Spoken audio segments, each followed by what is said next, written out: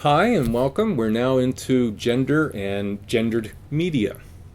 Media pervades our environment, media pervades our everyday life in the form of the internet, television, movies, video, music, advertisements, magazines, news programs, books, cell phones, tablets, social media. Holy mackerel, we're really affected by media. Now, social media, and as you can imagine, we're talking Facebook, Instagram, Twitter, YouTube, Tinder, any of these other social media connectors with people have increased in popularity and make it even easier to connect with others, both the good and the bad. 93% of teens use the internet, and most use it every day. Social media offers the opportunity for people to become producers, not just consumers of media. And that's an important distinction to make, that everybody who has an account in something can become a producer. And so that really should make you think that when you go searching for information that's legitimate, reliable, valid, and by authoritative people who have the authority to speak on something, you have to be very, very careful when searching for information, because everybody's an author and not everybody has the authority to be an authentic, reliable, valid, credible author. And not everybody says, hey, I'm just average Joe here and I'm just saying this piece. Sometimes they come across in much more, in an authoritative way where they don't have the justification for it. So always be careful, be a critical thinker.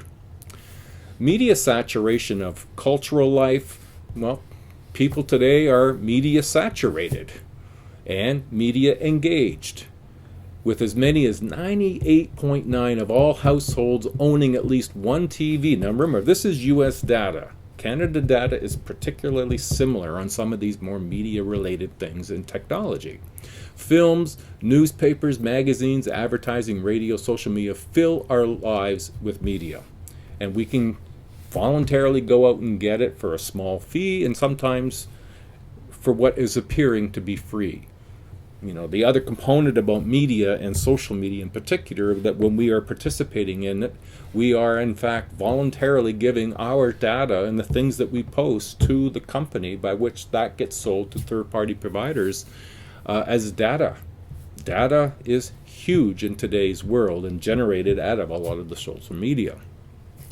Social media allows us to connect with others, shop, participate online, in online communities, even produce media. But the impact of media, well, although most people think that they are immune from media's influence, this is called the third person effect, which is the belief that others are more affected by media than we are. But the reality is, and researchers have found, that media shapes our identities, understandings, and our opinions, and we're not always sure who the authorities are and if what we are doing to form our opinions or be identified or our understandings are from authentic authors. Media influences how we perceive the roles of men and women and the relationships in three very important ways.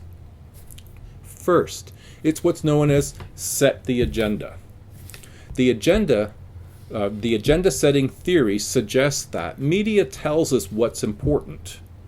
These theories argue that media don't tell us what to think, but they tell us what to think about. And I've been following a number of different news stories, and one in which I follow a bit is keeping up with what's going on in the US and US politics. And one of the things that comes up a lot is Trump's ability to, or inability to control the news cycle.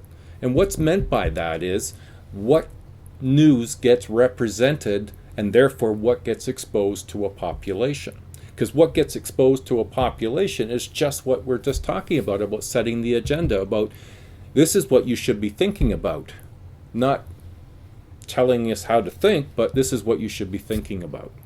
And so in terms of gender, media tells us a lot about the things that we should be thinking about. Not that that's the right thing.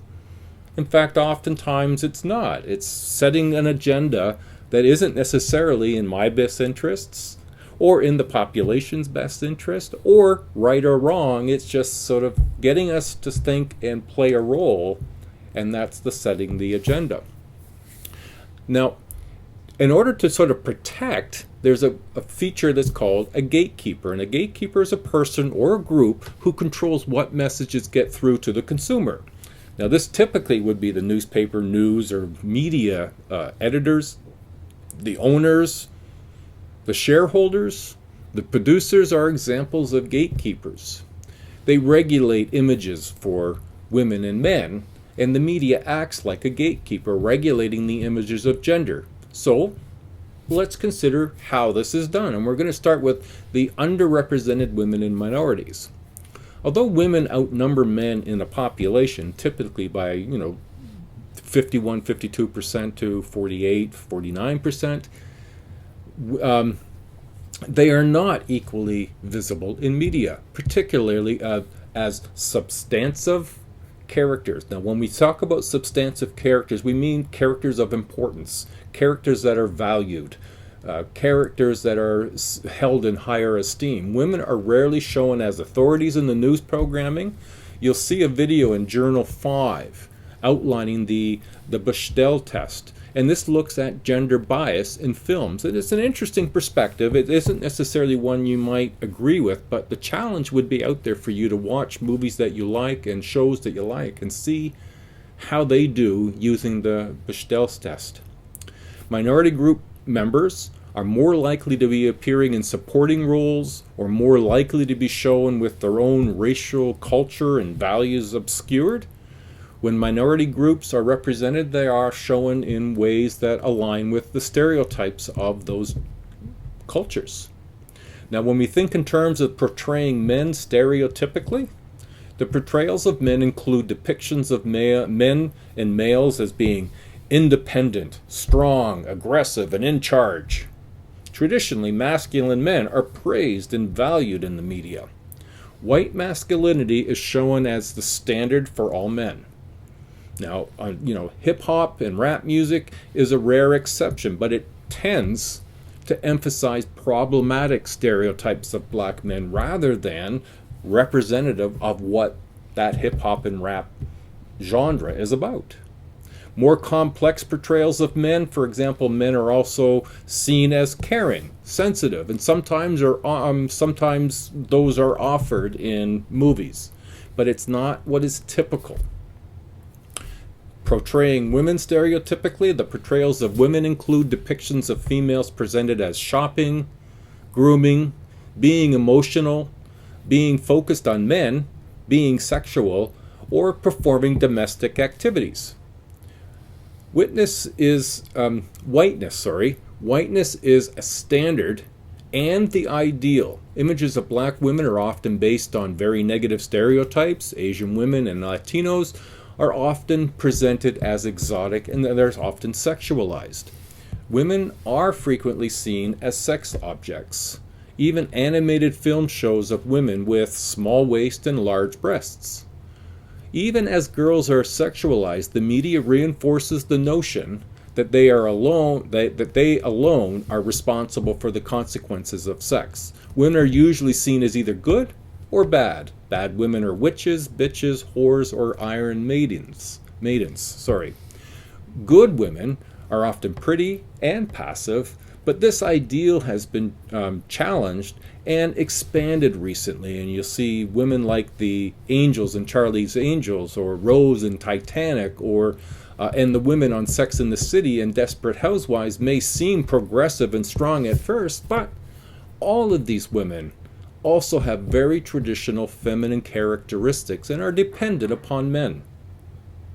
And that's I can only imagine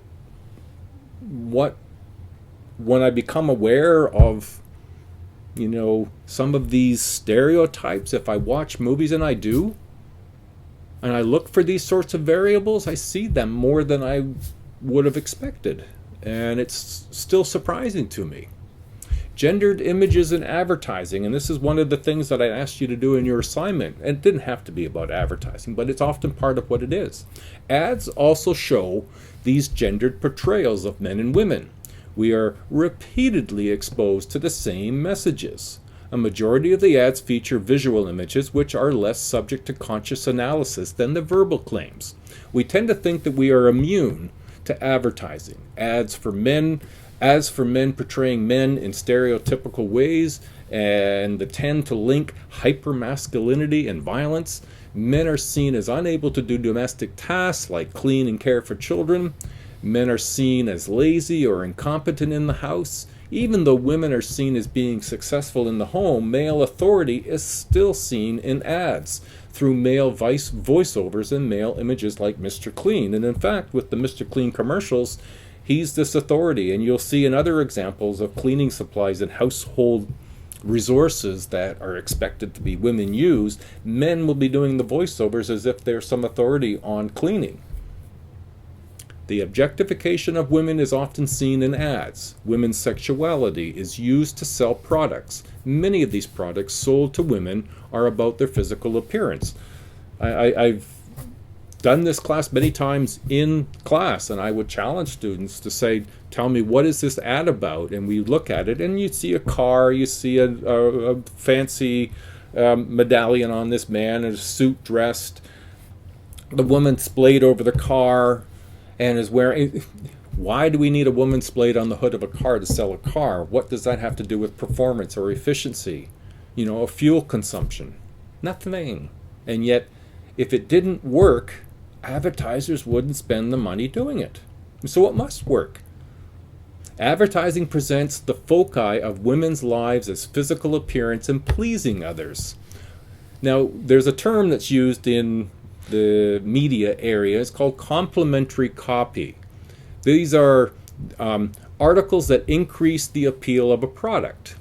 Product placement, brands or products that are put, that are mentioned in another form of media. Say if you're watching a movie, and in that movie the character is drinking a Coca-Cola, that would be product placement.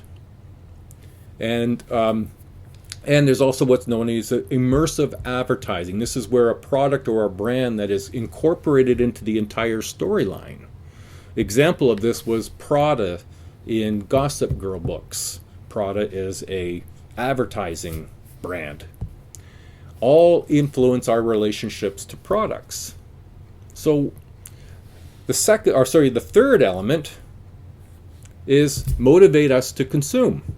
Some analysis argue that the primary function of media is to encourage us to buy things and services. Overly perfect bodies in the media can cause us to think our own bodies are inadequate, but offer us products that purport to change our bodies and self-images. Media causes us to perceive normally functioning bodies as unacceptable or defective. So it promotes indirectly steroid abuse is one of the consequences for men. Normal changes in men's sexual vigor shown as something to cure with drugs. It's been historic. Men's testosterone levels drop, therefore their sexual performance may diminish over time, but media has contributed to making it an issue that needs to be cured rather than this is, the nature's way, but no, we got to find a medication to correct that. Women's body hair is represented as something to be removed with products like razors and shaving creams because somehow it's inappropriate to have body hair. Well, if it was, why do we still get born with the capacity to have body hair? Plastic surgery is more and more common and can have lasting effects on those who choose to undergo operations. So gender and social media. We use our social media to communicate with others is closely related to gender issues. Social networking, I'm sure you're familiar with this. There are some gender differences in how men and women use social media. Men and boys tend to be more instrumental in their use of media. Using them to set up activities, for example, men and boys also tend to use some social media such as games and virtual spaces more often than women do. Girls and women see phone conversations and textings as ways to nurture relationships. Functions of social media, if we're looking at, well, what's the function of it? Well, social networking is one of the most popular uses of social media, and social networking, social media is social networking. Women and girls tend to use social networking as a resource for creating and maintaining relationships. Girls and women frequently use social networking for self-development, talking about their experiences and thoughts and incorporating others' reactions to those ideas into their own identities. Social networks can have a major downside, and maybe some of you have experienced this, and that is cyberbullying. Cyberbullying is communication via social network that is meant to hurt or humiliate another person. LGBTQ teens and girls who are less physically developed are perceived as less or more attractive by their peers, and boys, especially non-white boys, who are perceived as more feminine than their peers, are more likely to be cyberbullied. Cyberbullying has major consequences for the victim, ranging from troubles sleeping, anxiety, right through to suicide, as has been seen on several occasions. Cyberbullying is different than face-to-face bullying in that it can be done anonymously and that it has no boundaries, following the victim at all times. So, learning and sharing information. The internet offers unparalleled sources of information about gendered issues. Users can also find support and information related to specific issues. Holding others accountable, social media has frequently been used to hold organizations and powerful interests accountable for sexism and gendered violence. You see that individual people or organizations and groups can influence brands, corporations, and the roles that they play in media. Activism, our social communities are frequently used for purposes of activism. Organizations can use social media sites to get their message out to interested parties. Social media also allow activists to organize fast responses to issues. So what are some of the consequences of gendered media? Well, we have normalized unrealistic standards. When we're exposed to the unrealistic images of men and women in media, we tend to see ourselves as inadequate. Media exposes us to flawed representations of relationships as well. This can cause us to assess our own relationships unfairly. People can become dissatisfied with real and healthy relationships as a result of these images. Pathologizing of the natural body can be dangerous. That is, to find errors that are pathologically based in our bodies is dangerous, because then we are looking for cures for what is something that is really just normal. The emphasis is on thinness can lead to all sorts of eating disorders. Men are increasingly affected by unrealistic body expectations as well. There's a tendency to normalize violence against women, and this evidence that violence is in the media contributes to increasing violence in the real life. Research shows that when men watch sexually explicit films that degrade women, they become more dominant towards women around them. Another study shows that men who watch music videos and pro wrestling believe that forcing a partner to have sex is something that's acceptable. Now, I would bet dollars to donuts that almost every one of those men who may have had that sort of perspective carried forward in their own lives, probably if he were asked, is it acceptable to force a partner into sex, would say absolutely not. No, of course not. So a lot of this is something that, we don't voluntarily acknowledge about ourselves, but can find ourselves influenced without really knowing. Sometimes silence is permission. That is to say, sometimes when we don't acknowledge it in ourselves and we don't talk about the issues, it seems like that will just make it all go away, and it doesn't. When we see violence frequently in media, we can see it as normal part of life. Now, that's not just on, we see this in so many different aspects of media. And there are several theories of gender development show that relationships between media violence and real life violence, there is a relationship. Social learning theory would argue that when men and boys see images of men being rewarded for engaging in violence against women, they would be more likely to behave that way themselves. Now, it just says more likely, it doesn't say cause. So that doesn't mean everybody who watches violence or views graphic images of violence to women will behave in that way. But how many times after watching it does it become benign and maybe something that creeps into your life experience before you know it? Cognitive development theory would say that when women and girls see women in media inviting or allowing violence against them, they might think such violence is acceptable. Symbolic interactionalists would say the social views of relationships represented in media can affect how we see our own relationships. That if I see these sorts of relationships occurring, whether it's domestication of women or the connection between violence towards women and men, I might start to see that as being how relationships are supposed to be. If people are looking to social media to answer important personal issues and are forgetting to contact people that they know face to face, who knows what messages people are receiving. It's a big issue, it's a powerful issue, and it's an interesting one to explore. I, a few years ago, got rid of all my social media with the exception of YouTube. And it's because I use it for my videos, but I don't find I've missed any of it. The call is your own, of course. And I hope this has been a good start for you. We have one more chapter to do, so good luck, everybody. Keep up the good work. We're almost there. Bye now.